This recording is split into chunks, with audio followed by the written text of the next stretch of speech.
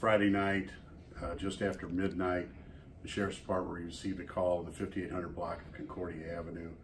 At that time, it was believed that possibly a domestic incident had taken place, and there was a female down in the driveway. Upon our arrival, we found a 36-year-old female who had been injured. The ambulance transported her to the hospital, where she subsequently succumbed to her injuries. It was later determined that her and her husband were both out for the evening. They had returned home, and after a short time, she apparently had been laying in the driveway outside the home. The husband wasn't sure where she was at and thought she had left in a different vehicle. He backed out, missed her at that time, drove around the neighborhood trying to find her, potentially in another vehicle, did not locate her, pulled back in the driveway, and fortunately drove over her, causing her death when he pulled back into the driveway. They called us at that time. You know, it's just it's a sad, sad situation. It's a family situation.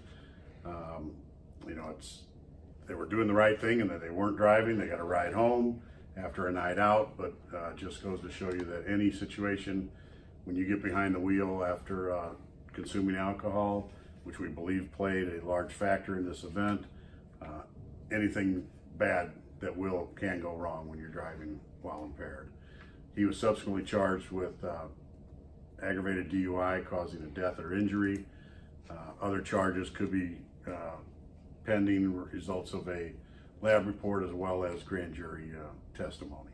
No, there's no indication that there was a domestic incident at the time, and there have not been any calls there. The driver of the vehicle, Mr. Whitwell, Jonathan Whitwell, who's 36 years old, only has a couple of traffic tickets. They arrived together at the house together. She apparently did not go into the house at the same time he did and wound up lying out there. I guess the only thing, it was pouring down rain at the time during this, so I think the question would be, how did he not see or not, you know, that's the only thing I can think of. What he was looking at, was he distracted driving in or out? I can't speculate to that, but I do know it was raining very hard during this whole event, so did that impair his vision more than it would have been? I don't know. Do you know where?